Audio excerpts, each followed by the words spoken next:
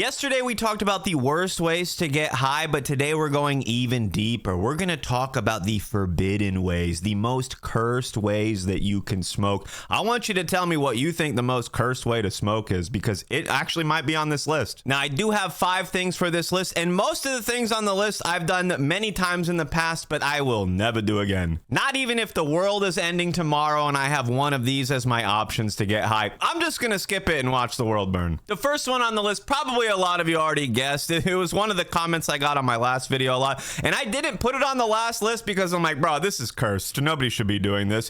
But smoking resin. No, I'm not talking about the glorious, delicious live resin. I'm talking about nasty, disgusting pipe resin. You know, that terrible looking sticky stuff you can scrape out of a dry pipe. I've done it many times in the past. I got an old story time video on it, but there are several times where I didn't have any flour, anything to smoke, and we just scrape pipe resin out. You get a dry pipe that you've never cleaned, which you clean your pieces so you can never even do this as a last resort. But scraping a big old ball of pipe resin out and just burning it down, it's so bad. Like you can get high, but like I'm never gonna do it again. There's different levels to it. Pipe resin can be older or newer, dirtier or cleaner, but it's all bad. If you've smoked pipe resin ever, leave a comment. You're a brave soul. The next one on the list, I actually get asked about this from time to time on my Twitch stream, where if you don't follow me on Twitch, we do a smoke sesh every night at 9 p.m. Eastern. And if you have Amazon Prime, you can support me for free with a free Prime subscription. But number 2 on the list is smoking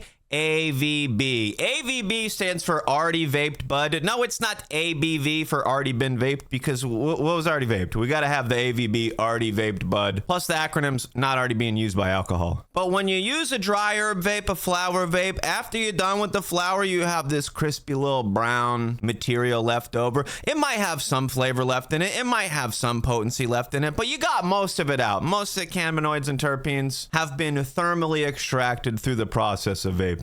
Now, there's different levels to it, right? A lighter color AVB, something you didn't put as much heat on, might have more to it. But at the end of the day, what are we doing? Like, the flower is done. You should reserve the AVB for making a topical or an edible or a tincture, or just throw it away and start with something new. It is decarbed, right? Like, you can cook with it, you can make butter with it, you can just straight up eat AVB, but I don't recommend that either. Actually, when I first got into smoking, I was having a hard time getting a hold of flour, didn't always have the money, didn't always have the connect. But I did have a buddy with a volcano and like a large bag of AVB. He didn't really make edibles or use it, he just collected it and he started giving it to me. And there are several sessions where it's like, well, I don't have anything, let me dig into the AVB. And it's like, I'm just like going through the motions and doing bong rips and smoking, but it's like, I'm not really getting that high and having a good time. But smoking AVB is cursed. I'll never do it again. Number 3 on the list is going to be a little bit interesting, because some people are going to be like, nah, bro, this is amazing. This is the best way. I love doing it. But smoking roaches in a bowl is cursed. Now, roaches are wild because it can be kind of like a mix of AVB and resin. Like the first 2 on the list,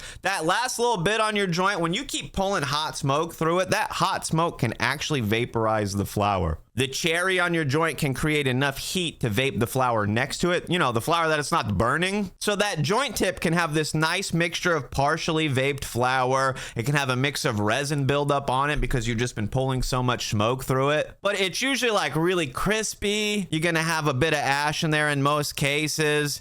Always dark and nasty looking. There's some people that just collect roaches. They got big old jars full of them, and every now and then they break into them. Some people literally love busting open and smoking roaches. I think it's so disgusting, bro. Bro, imagine the world ended, zombies took over, you can't find flour anywhere. It's been months and months since you smoked, and you stumble on a big old jar of roaches. Are you lighting those bad boys up? I'm not. The next one, number 4 on the list, is so cursed. I've done it before. I don't recommend it. It's probably one of the harshest ways on the list. I don't know, but smoking stems. Look, when you get your bud, when I get my bud, I like to break it down. I pull the buds off. I pull out any sugar leaf, and I like to remove the stem. I toss them in my ashtray. It's filled with a lot of green stems. Some people save those. They collect them in a jar. They try to make stem milk or stem tea, or I've heard of people trying to make tinctures and topicals out of their stems. There is a little bit you can extract from the stem stems, but not really much. It's not really there in the most cases. But actually smoking them, like putting them in a bowl, breaking them down into little pieces and trying to get a bowl going, so hot, so harsh. It's literally like smoking sticks, especially if your stems are like older and drier. It's like smoking wood. Like, I don't know what smoking wood is like, but I bet it's really close to smoking stems because, bruh, I actually have a story time video on this channel. One time I was doing gravity bong hits with stems and like, never again. Shout out to the person who's packing a bowl right now that's part stems, part AVB, and they're just putting a little bit of pipe resin on the top. Shout out to the struggle sesh. All right, the last one on the list, number 5. This is actually the only one that I haven't done and I'll never do. And probably you'll never do it either because I hope it's never an option or it never comes back again. But Cannabumps. Years ago, there was a company that tried to pitch or tried to sell a snortable, yes, you heard me, snortable 420 product. Oh, bro, you don't have time to smoke. You don't have time to vape. You don't have time to wait for the edibles to kick in. Bro, just rail a few lines of some Cannabumps. You're gonna be fine. That's probably the most cursed, the worst 420 product I've ever seen. What are you doing? What were you thinking? I'm pretty sure if that was a hit, they were gonna start working on injectables, but I don't know. Either way, come get high with me on Twitch at 9 p.m. Eastern. Have a lit day.